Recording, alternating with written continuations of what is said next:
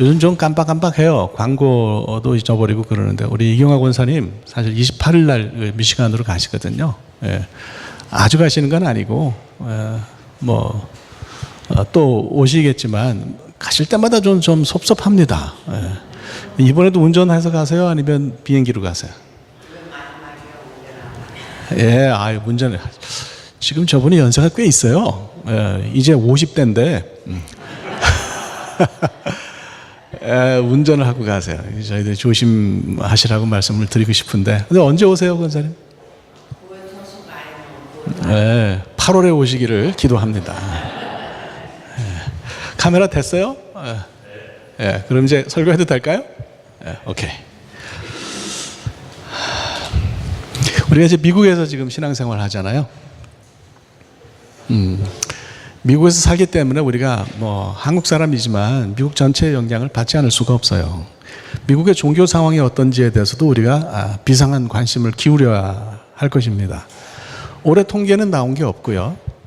2018년 4월, 그러니까 작년 4월이니까 가장 최근의 통계라고 볼 수가 있어요. 그 통계를 보면 현재 미국에 사는 사람들 가운데 개신교회는 76%입니다. 높은가요? 근데 이게 지난 7년 동안 그 7.6% 감소한 그런 퍼센티지인데요.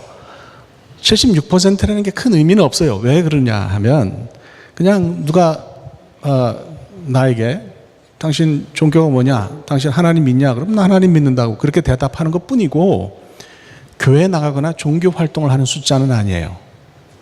그냥 문화가 내가 가지고 있는 문화가 기독교 문화라고 하는 것과 다름이 없어요.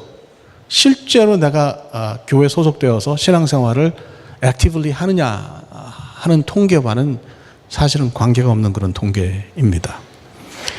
미국은 전문가들이 볼 때, 기독교 전문가들이 볼 때 더 이상 기독교 국가라고 볼 수가 없어요. 미국은 기독교 국가라고 하는 등식이 사실은 깨졌다고 보는 거죠.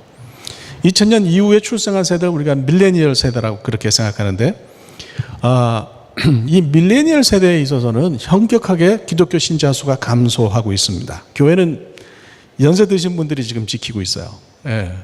그것이 이제 미국의 모습이라고 하는 거죠. 그래서 한마디로 정리를 하면 그렇게 정리합니다. 늙은 기독교, 젊은 타종교. 특별히 무종교, 종교가 없는 사람들이 굉장히 젊은이들 가운데 많이 있어요. 여러분 아시는 것처럼 이슬람이나 힌두교나 기타 다른 종교들은 가파르게 지금 숫자가 상승하고 있습니다. 미국의 종교 상태를 한마디로 정리를 하자면 니오 페이거니즘이라는 말로 정리를 할 수 있어요. 그러니까 페이거니즘에 니오가 붙은 거죠. 그러니까 모던 페이거니즘 이렇게 우리가 부르기도 하는데 이걸 우리말로는 신이신론이라고 그렇게 부릅니다. 이게 뭐냐면 기독교가 사람들에게 전파되기 전에 종교 많았잖아요. 여러 가지 페이건 릴리전들이 굉장히 많았잖아요.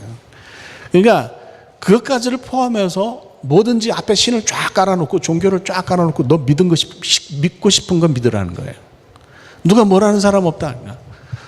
포스트 모던하고 맞물려서 포스트 모던은 진정한 권위가 없는 그런 시대예요. 그러다 보니까 기독교에 절대적인 권위를 두지 않고 그냥 네가 마음에 가는 대로 믿으라고 하는 또 정치가 그걸 이제 굉장히 부추기는 면도 있는 거예요. 그래서 political correctness 뭐예요? 정치적인 올바름이라고 하는 것이 이 미국에서는 제가 볼 때는 하나님을 대신하고 있다는 생각이 들 정도예요. 그게 진리냐?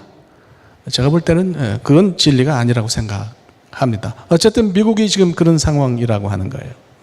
그래서 저는 우리가 이 시대에 이 시점에 미국에서 신앙생활을 하고 있는데 이런 부분에 의해서 무의식적으로 영향받지 않도록 정말 조심해야 될 거라고 생각합니다. 어떤 책을 읽지 않아도 어떤 아리클을 읽지 않아도 어떤 글을 읽지 않아도 이 세대의 풍조에 우리도 모르게 전체가 그리로 가고 있으면 영향을 받을 수가 있어요. 그래서 굉장히 우리가 예민해야 된다고 생각하고요.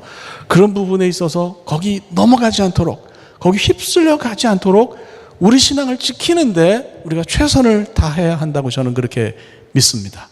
그래서 이 시대에 모든 게 편하고 예수 믿는 것도 쉽고 그럴 때 예수 믿는 건 복이 아니에요. 예. 이 시대에 예수 믿는 것이 정말 큰 복이라고 믿으시기를 축복합니다. 제가 말씀드리잖아요. 역사를 보면 십자가 있잖아요. 십자가. 역사적으로 보면 십자가가 가늘기도 하고 뚱뚱하기도 하고 그랬어요. 예. 이 기독교가 박해를 받는 시기에는 십자가가 굉장히 빼쩍 말랐고요. 기독교가 뭐 별 어려움이 없을 때는 십자가가 뚱뚱했다고요. 지금은 사실은 십자가가 좀 마르는 시기인데 그 마르는 시기에 기독교가 강인한 생명력을 발휘했기 때문에 오늘날 우리 신앙이 살아있다고 저는 그렇게 믿습니다. 그래서 지금이 그런 때라면 왜 우리가 이런 때에 예수 믿냐 이렇게 생각할 것이 아니라 이런 때에 예수 믿게 하신 것이 얼마나 감사하냐 그렇게 고백하시기를 축복합니다. 우리가 시대사주라 그러죠. 이게 독일 말은 Zeitgeist라고 그래요. 뭐 영어로는 뭐라는지 모르겠어요. 이런 용어가 이제 철학적으로는 이미 형성이 됐는데 지금의 그 Zeitgeist는 시대사주는 이런 제가 말씀드린 니오페이거니즘이나 골치 아파요? 괜찮죠? 이런 얘기도 가끔 해야 되는 거예요. 네. 여기에 발맞춰가지고 그냥 어려움 없고 사는데 몸 안 아프고 물질 풍성하고 그러면 다 아니냐? 그러면 됐지 뭘 더 바라냐라는 생각이 팽배한 시대가 지금이에요. 예수 믿는 사람들은 절대 그렇게 생각하면 안 된다고 저는 확신합니다. 그냥 나 잘 살면 되지 꼭 하나님 믿고 하나님 보고 갖고 와야 될 필요가 뭐 있냐 이렇게 생각한다면 하나님 정말 슬퍼하실 거예요. 지금 그 미국의 그 상황을 좀 한 문장으로 정리를 하면 제가 보니까 이렇게 써놨어요. Spiritual but not religious. 스피리추얼 하긴 해요. 뭔가 내가 기대서 살고 싶어. 내가 영성을 가지고 싶은데 종교적이진 않다는 거예요. 그건 무슨 얘기겠어요? 내가 뭔가 갈급한 건 있어요. 그런데 더 이상 교회에 나가서 교인으로 살기는 원치 않는다. 이런 얘기가 바로 이 문장 안에 짧게 정리가 되어 있습니다. 저는 이 글을 읽으면서요. 그럼 미국 사람들이 꼭 미국 사람들뿐만 아니라 우리 모두가 생각하는 스피리추얼의 그 개념이 뭐냐, 그 정체가 뭐냐 이런 생각을 했습니다. 그거 이런 것 같아요. 개인의 외로움, 또 혹은 나의 경제 문제, 나의 건강 문제 이런 것을 해결하려는 시도를 뭉뚱그린 것이 오늘날 이 시대를 사는 사람들, 특별히 미국 사람들의 스피리추얼리티를 말하는 게 아니냐. 근데 영성이라고 하는 것이 거기에 머물고 있는 것이 아니냐 하는 생각이 들어요. 그런 문제를 해결하고 싶기는 해요. 그러나 그걸 뛰어넘어서 하나님을 만나는 것은 나는 원치 않는다. 이런 것이 시대 풍조가 아닌가 싶습니다. 여러분, 이거는 제가 볼 때 진정한 영성은 아니라고 봅니다. 이걸 뛰어넘는 그런 진정한 영성이 필요한 시점이 바로 이 시점이다. 세상의 사주에 물들지 않고 휩쓸려 가지 않고 하나님을 만나고 그 하나님과 인격적인 관계를 가지고 사는 것이 정말로 필요한 때가 바로 지금이라고 저는 그렇게 믿습니다. 이런 생각을 머리에 좀 집어넣고요. 본문을 들여다보시자고요. 본문을 보면 하나님께서 아브라함에게 하신 말씀인데 여기 등장하는 존재가 둘이에요. 하나는 이스마엘이고 하나는 이삭입니다. 하나님께서 이스마엘이 누군지는 아시죠? 이스마엘이 누구예요? 남자잖아요. 그죠? 예. 이스마엘이 아브라함이 하갈에게서 낳은 아들이잖아요. 그죠? 예. 이스마엘에게 큰 은총을 베푸세요. 이걸 네 가지로 정리할 수 있습니다. 첫 번째로는 복을 줄 거다. 그렇죠? 그 구약의 복은 한국 사람들의 오복 개념하고 비슷합니다. 그러니까 여기서 보면 큰 복을 줄 거라는 얘기는 너 잘 살게 해줄게 그런 얘기예요. 그렇죠? 그 다음에 두 번째로 생육하고 번성하게 할 것, 후손이 굉장히 많아질 거라는 얘기예요. 그렇죠? 예. 세 번째는 12두령을 줄 거다. 야곱이 12아들을 낳은 것처럼 너도 12명의 족장을 낳게 될 거다. 우리가 영어로는 patriarch이라고 그러죠. 족장을 낳게 될 거라고 그렇게 이야기해요. 네 번째는 내 후손이 큰 나라가 될 거다. 이렇게 이야기합니다. 네 가지나 되는 복을 줄 거라고 이야기를 해요. 여러분, 제가 볼 때는 이스마엘은 이쯤 되면 거의 로또 당첨된 겁니다. 그죠? 미국으로 보면 파워볼에 당첨된 거예요. 예? 정말 뭐 몇천만 달러짜리 파워볼에 당첨된 거나 다름이 없어요. 질문을 하나 던집니다. 이스마엘이 이렇게 엄청난 복을 받았다면 도대체 그와 이삭의 차이점은 뭐란 말이냐? 뭐가 다른 게 있냐? 이스마엘과 이삭의 차이점은 뭐냐? 이스마엘이 받은 복의 크기를 생각해 보면 이삭과 견주어서 손색이 없을 뿐더러 오히려 더 윗길일 수도 있는데, 그렇다면 우리는 이런 사실 앞에서 살짝 당황스럽다 이거예요. 도대체 이삭이 좋은 게 뭐가 있냐라는 질문을 우리가 던질 수 있는 거지요. 여러분 어때요? 본문을 보시면 두 사람 사이에 차이가 있어요, 없어요? 있어요? 없어요? 제가 말씀을 묵상하면서 깊이 들여다보니까 차이가 분명히 있더라고요. 아주 그것도 확실한 차이가 있어요. 왜 그러냐? 눈에 보이는 복이 전부가 아니기 때문에 그렇습니다. 둘 다 큰 복을 받기는 했지만 두 사람 사이에는 결정적인 차이가 있는데 그것이 바로 언약입니다. 언약이에요. 이삭에게는 언약이 주어졌지만 이스마엘에게는 언약이 없어요. 하나님 말씀을 안 해요. 그렇게 엄청난 복을 주시겠다고 말씀하면서도 이스마엘이 언약 안에 있다고 말하지 않습니다. 하나님은 이삭을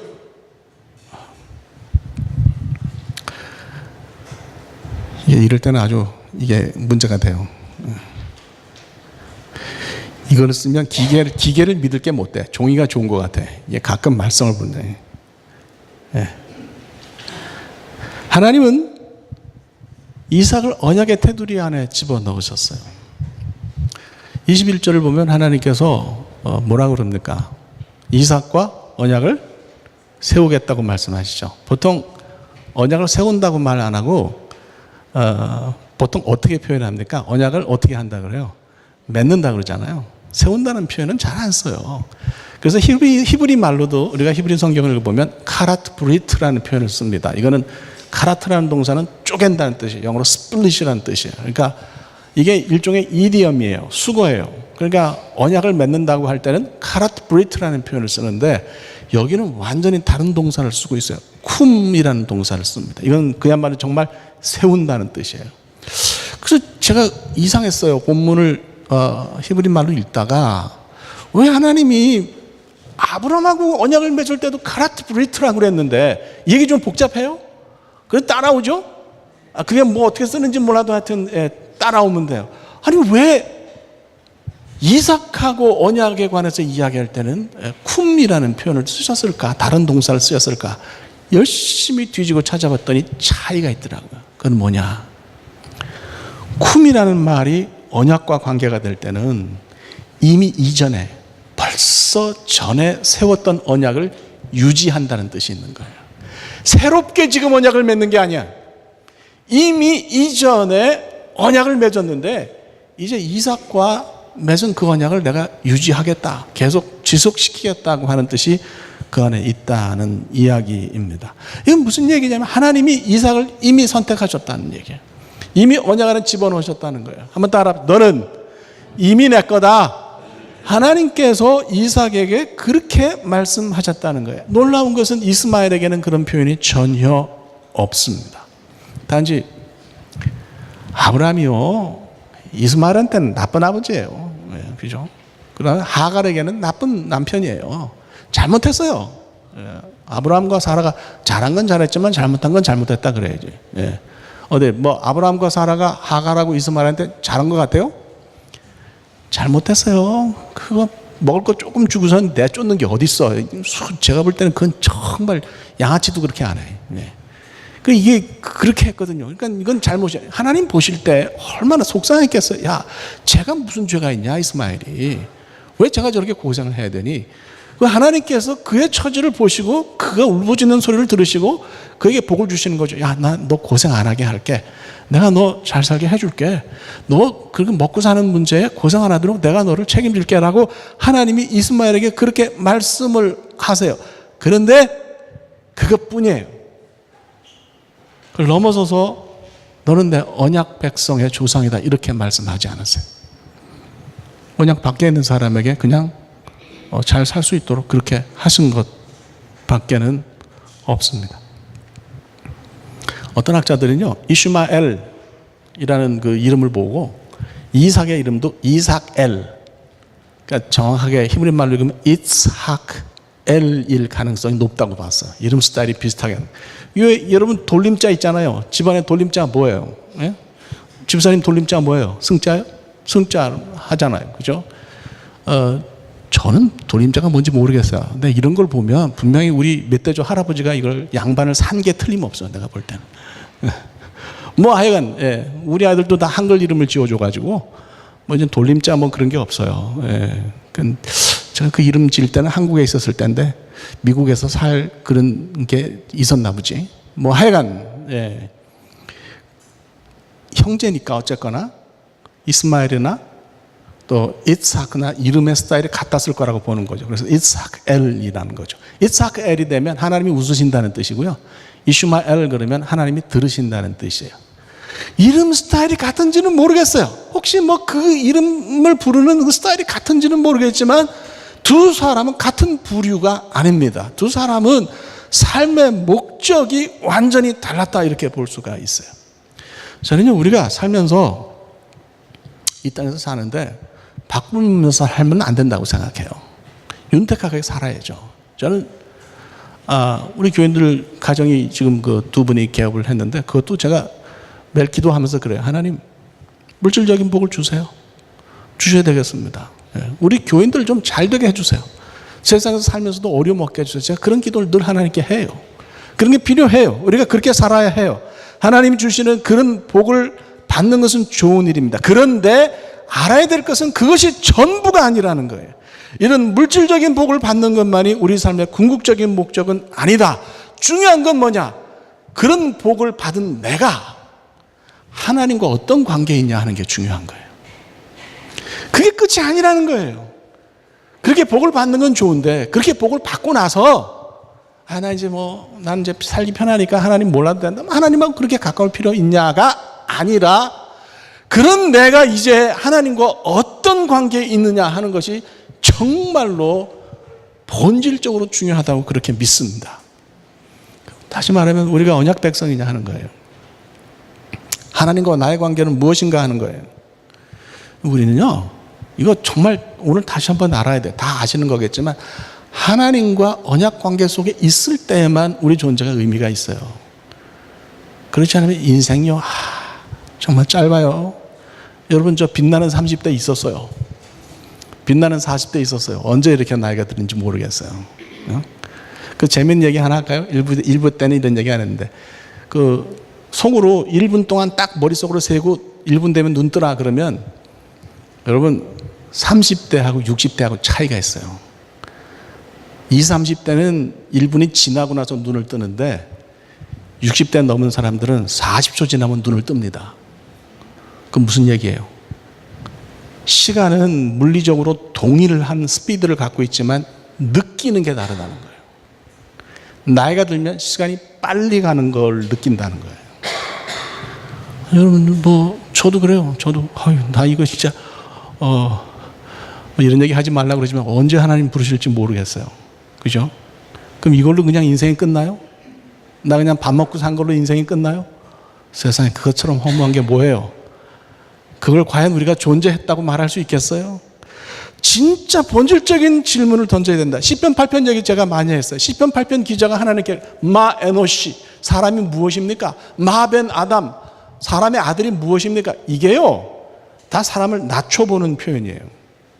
사람이 높다는 뜻이 아니에요. 사람이 이렇게 낮은 나를, 이렇게 한심한 나를 하나님께서 그렇게 관심 가지시는 이유가 뭡니까? 그거예요. 말했잖아요. 우리 어디서 왔어요? 흙에서 와서 흙 먹고 살다가 흙으로 돌아가는 거예요. 우리가 먹는 거요, 다 흙에서 온 거예요. 그러니까 흙을 먹는다고 해도 돼요. 우리가 흙에서 왔고 흙을 먹다가 흙으로 돌아가요. 거기서 그냥 흙으로 살다 끝나면 아무 의미가 없잖아요. 그런데 하나님이 우리를 뭐라 그러십니까? 우리를 하나님보다 조금 못한 존재로 지으시고 세상을 다스리는 권세를 주셨다. 하나님과 관계가 없으면 아무것도 아니에요. 하나님과 관계가 있을 때에 하나님보다 조금 못한 존재가 되는 거예요. 여러분 다 그런 존재인 줄로 믿으시기를 축복합니다. 다 그렇게 생각하셨으면 좋겠다고 하는 얘기입니다. 이스마엘은 복을 받고 큰 나라를 이루었어요. 지금도 그의 후손들이 세상에 굉장히 많아요. 그런데 언약 백성의 조상은 후손도 이스마엘도 아닙니다. 복을 받는 거로 끝나는 것처럼 허무한 거 없어요. 왜냐하면 우리 삶에 한계가 있기 때문이고 우리 삶이 유한하기 때문이에요. 복 위에 언약이 있음을 기억하시기를 축복합니다. 내가 언약 속에서 사는 사람이 되어야 되는 거예요. 내가 하나님 믿는 이유가 뭐예요? 내가 하나님 믿는 이유가 뭐겠어요? 어떤 분이 저를 보고 그래. 이거 설교에 맨날 그 어렵고 복잡한 얘기만 하지 말고 좀 예수 안 믿은 사람이나 안 믿은 사람들이 보면 뭐 좀 이렇게 솔깃해지는 그런 얘기도 좀 하래요. 뭐 그런 얘기도 필요하죠. 그래서 요즘은 구도자 예배라 그래가지고 Seekers Worship Service 그래서 따로 그런 분들을 모아서 따로 예배 드리는 교회들도 꽤 있어요. 그러나 뭐 그런 얘기만 늘 하면 또 좀 깊은 이야기를 듣기를 원하시는 분들은 못 듣잖아요. 어쨌든 오늘 좀 그런 질문을 던지고 싶어요. 하나님 믿는 이유가 뭐냐? 난 교회 출석해요. 뭐 달라스 어디는 어떤 교회 출석한다. 기독교인이라는 이름으로 불린다. 그러면 물어야 되는 거죠. 내가 그렇게 불리는 진짜 이유는 뭐냐? 참된 의미는 뭐냐? 나는 언약의 사람이라는 거예요. 하나님의 구원사 안에 들어있고 하나님이 나를 구원하셨기 때문에 하나님 뜻대로 사는 사람이라고 하는 그런 의미입니다. 니오페이거니즘으로 이신론으로 신이신론으로 미국 사람들이 가는 이유가 뭐겠어요? 세상의 조건에 자기를 묻기 때문에 그렇습니다. 뭘 믿든 안 믿든 이렇게 살든 저렇게 살든 그냥 물질적으로 잘 살면 된다. 여러분 이건요 힌두교랑 비슷해요. 말했잖아요. 힌두교의 신이 몇 개라고 그랬어요? 3,000개인데 이게 다 사람이 만든 신이에요. 그 얘기는 무슨 얘기냐? 사람이 생각하는 행복의 조건이 3,000개쯤 된다는 거예요. 힌두교인들은요 이게 필요하면 조신에게 가요. 저게 필요하면 조신한테 가요. 계속 어떤 상황이 있을 때마다 거기에 딱 맞춤형 신이 있어서 그 신에게로 가요. 무슨 얘기냐?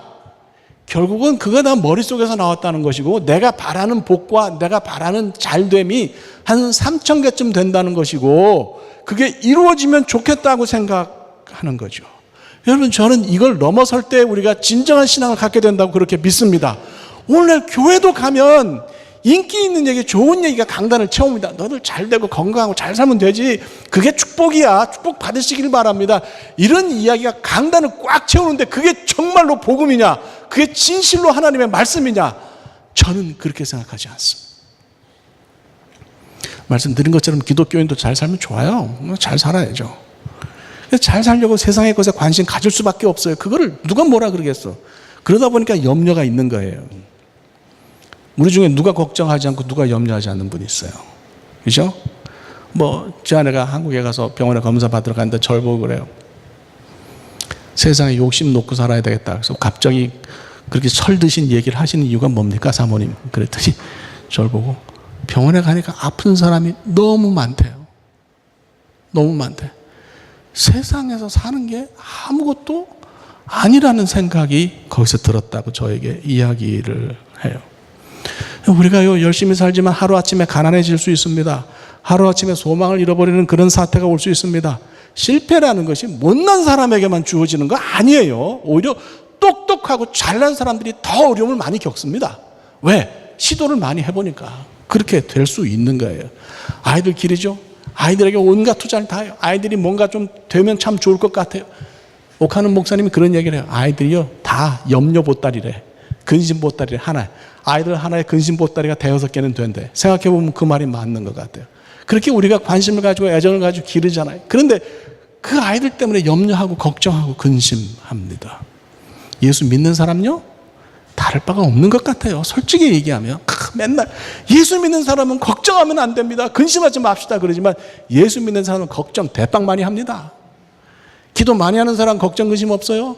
기도 많이 해도 걱정 근심이 산더미처럼 있는 사람 제가 너무나 많이 봤어요.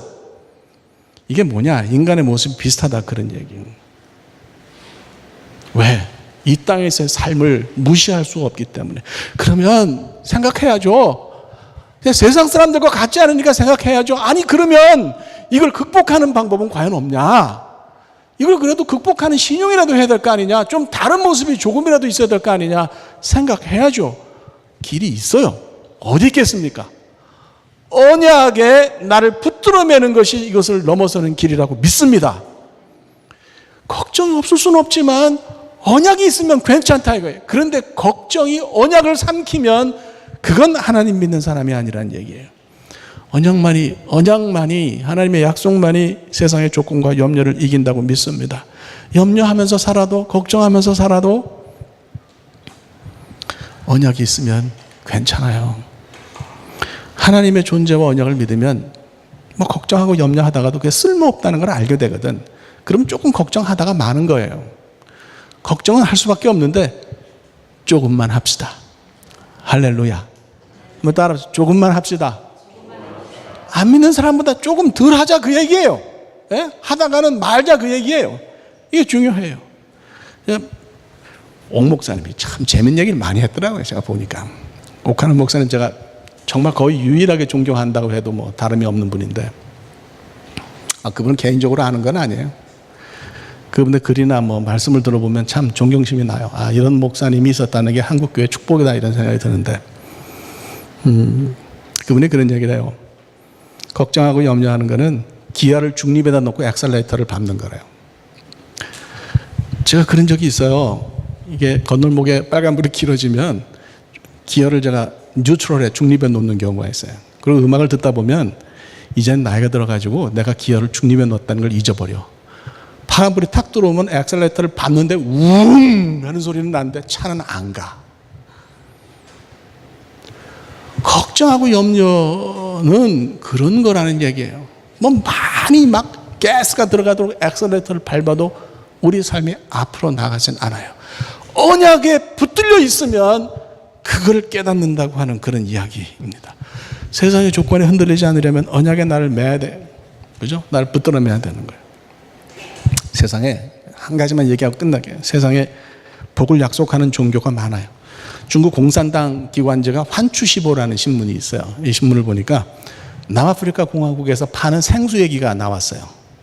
남아프리카에 새롭게 생수가 하나 판매되는데 이름이 뭔지 아세요? 생수 그 상표가? It's not made in China.